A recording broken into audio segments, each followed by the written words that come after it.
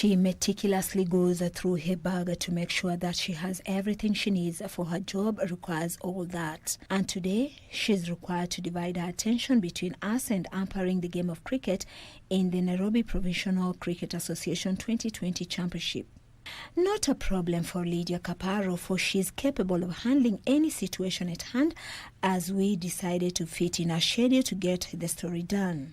But first things first, she must get prepared for the day's match, which means changing into the right clothing to look the part and making sure the equipment such as the counter are working to record all deliveries. And also make sure the field is in a good or safe condition for play with our partnering umpire.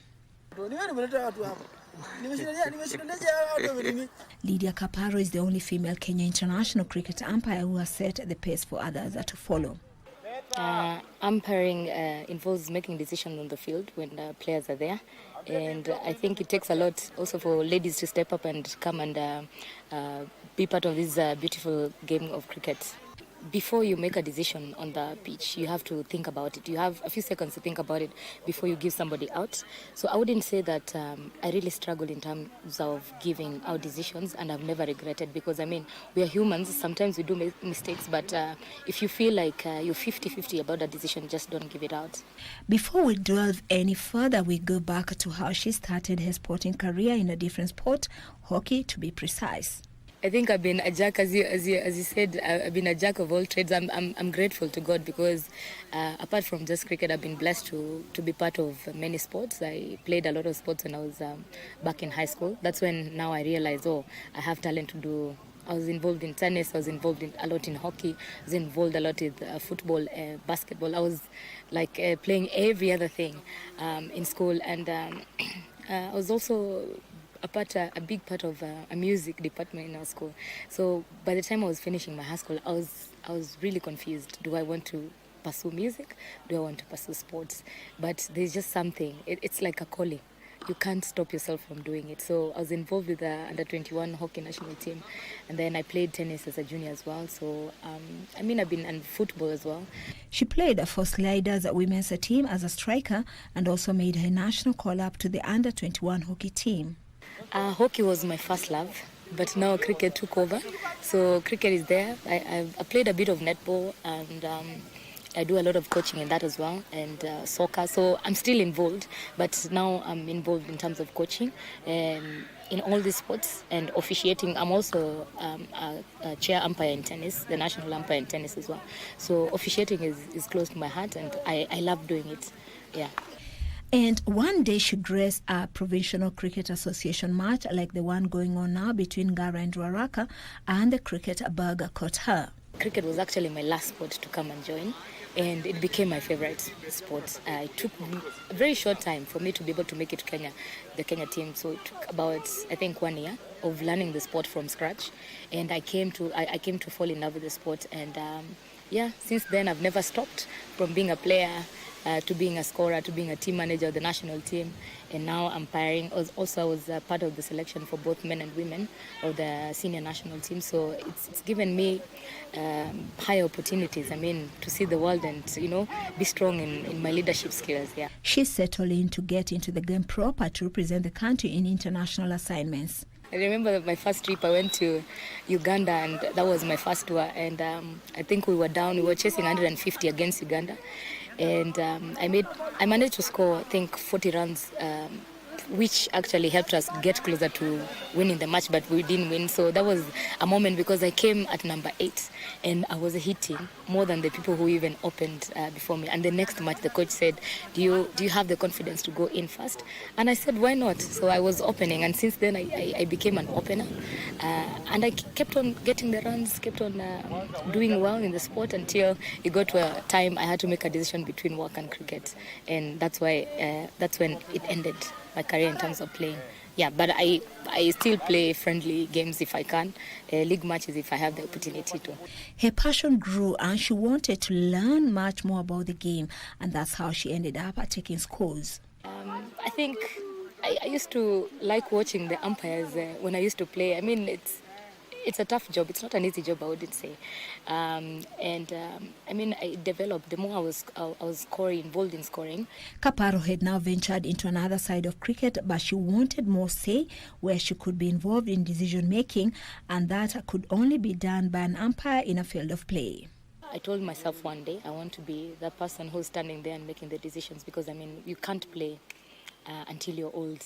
It will get to a point that you will probably leave your playing and then get into coaching or something else, because also, like, in life you need to, you need finances to help you. So sometimes you make the tough decisions and decide. So I am passionate about it. I've been wanting it since I was a player, and I said, I mean, I have the time to step up now. Why not do it?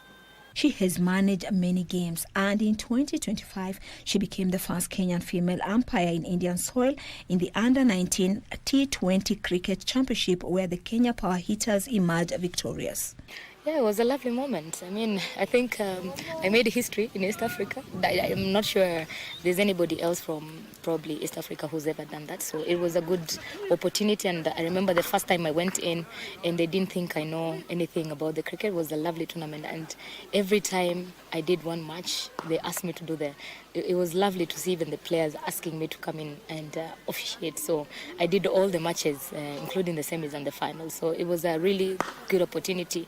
The people there were lovely, and they held my hand throughout the tournament, and I really enjoyed it. But how has she managed to break the barriers in a male-dominated sport, especially when it comes to officiating? It was tough at first when I started, and I was actually doing a series where Nepal was playing Kenya here, and it's a ICC sanctioned tournament. That's my first international that I was challenged to do. It's good, I was embraced, but it was tough. And I mean, if you're strong about what you want to do and you're capable of doing whatever it is on the field, you can achieve anything you want to achieve. It hasn't been all rosy and cozy, though, as she's also faced many challenges from the doubting Thomases who thought they can intimidate her. I mean, you will hear a lot of shouting, and then on the pitch there's a lot of appealing, especially if it's a lady umpiring. I mean, it's not easy, but as I keep on saying, I mean, the more I keep on doing this and the more matches I keep officiating, at least it's really helped me become strong in terms of decision making and not worry about the fans or the players who are actually appealing. Sometimes it's not an out decision, but they are allowed to do that. So, yeah. She has a calm demeanor and self-confidence and authority that has enabled her to enforce the rules of the game with impartiality as required, not forgetting her ability to work under pressure while making sound judgments. It's hard, because when you think you have a break is when parents want you to inspire the kids and teach the kids. So I enjoy my sleep. I like to sleep 9 hours, 8 to 9 hours every day, and I do it. So I go to bed early. By 8 o'clock I'm usually out, and I wake up at 5 o'clock to start my own running and my training, because I enjoy my marathons as well. The sports teacher at Peponi School also takes part in various charitable marathons as a way of giving back to the society. So I work at Peponi House Preparatory School. I'm a sports coach, and I am in charge of teaching all sports. I do nurture talents, and for the first time, I think, in international schools, I managed to get some under-19 ladies coming to be tried at the under-19 trials, and actually 3 of them made the team, but they couldn't travel because of personal reasons. And I think it's a good thing that I'm doing, because I'm the first school which actually set up an IPS, for international schools tournament, which is held at the school, and it's actually welcomed all these other international schools that have never played cricket, and now it's grown for the girls, and we're doing very well, and I'm proud of that. Yeah. Lydia Kaparo is an epitome that indeed women can break the barriers in sports if they put their mind, their heart into it. For every move she makes energizes her to go for more, and that is why she will stop at nothing to realize her dreams. Go on, Lydia. The world is yours for the taking as we celebrate you. I mean, in life there are several opportunities. Sometimes as a player you can make a good administrator, you can make a good coach, you can make a good official.